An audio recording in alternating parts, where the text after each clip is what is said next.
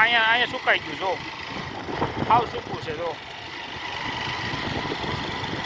આમાં જે ખડ જ નથી. આપને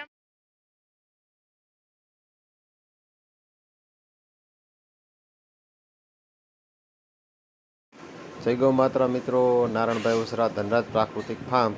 મિત્રો, આ મારા મિત્ર રાણાભાઈએ મને વિડીયો મોકલેલો છે અને એકદમ સરળ અને સિમ્પલ વાત છે, પણ બહુ મોટી મરમવાળી વાત છે. લાગે સામાન્ય વાત, પણ આમાં આ વાતમાં રાણાભાઈ ઘણું બધું કહી જાય છે કે આ દવા છાંટીએ છે, આ દવા છાંટવાથી માત્ર ખાલી દવા નથી છાંટતા, પણ આપણી દવાની ખડ નથી બાળતા, પણ આપણી પેઢીઓને બારીએ છે. તો આખો વિડીયો ખાસ જોજો.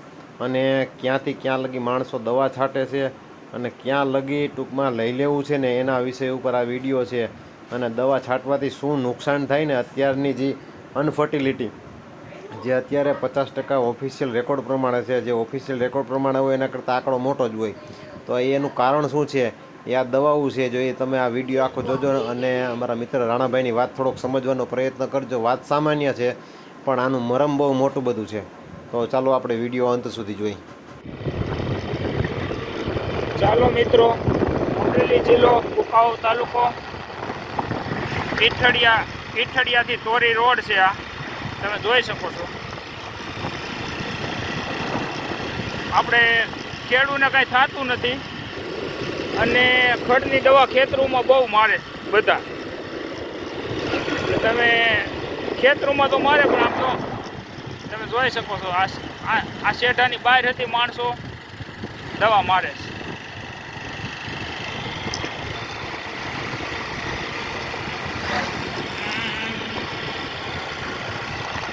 મિત્રો, આપણને એમ છે કે આપણે ખડ બારીએ છીએ. આ તમે જોઈ શકો છો, આ લીલું, આ રોડને કાંઠે લીલું, જો અહીંયા સુકાઈ ગયું, જો સાવ સૂકું છે, જો આમાં જે ખડ જ નથી. આપણને એમ થાય કે આપણે ખડ બારીએ છીએ મિત્રો, પણ આપણે ખડ નથી બારતા, આ આપણી પેઢી બારીએ છીએ. આપણે જ્યાં ખડની દવા મારીએ છીએ ને ખેતરમાં, અને એ વસ્તુ પછી આપણે ખાવામાં લઈએ છીએ ને, એટલે એ આપણા વીર્યના શુક્રાણુ બધા બળી જાય છે. આ તમે જોઈ શકો છો. આ જો આ ખાર છે, અટાણે બધે લીલું સમ ઊભું, ખેતર લીલા સમ ઊભા, તમે જોઈ શકો છો. આ ખારમાં ખડ નથી, તમે જોઈ શકો છો.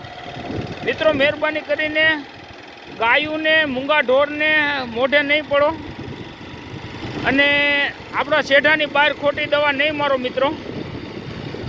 આપણે જોઈ શકીએ છીએ આમાં બધે લાગડ જો લીલું છે, પણ એ સૂકેલું હતું. એટલે હકીકત બને એટલો આ વિડીયો શેર કરો અને બધા ખેડૂત મિત્રોને ભાઈ અમારી નમ્ર અપીલ છે કે ભાઈ તમે શેઢા બહાર દવા નહીં મારો, મહેરબાની કરીને. આ 20 ફૂટની અહીં જગ્યા હોય તો 20 ફૂટમાં ખડ ન હોય, દવા મારી દીધી હોય, એટલા બધા પૈસા આપણી પાસે વધી જાય છે મિત્રો. આ 20 ફૂટની જગ્યામાં ઢોર સરે એવું હોય તો આપણે એ નથી રહેવા દેતા. ઢોર સરે એવું હોય તો આપણે વારી લઈએ છીએ, વાવેતર થાય એવું હોય તો. આ તમે જોઈ શકો છો, આ શેઢો તો આ સરે એવા શેઢા હોય એમાં આપણે દવા મારી દઈએ છીએ. જય ગૌ માતા.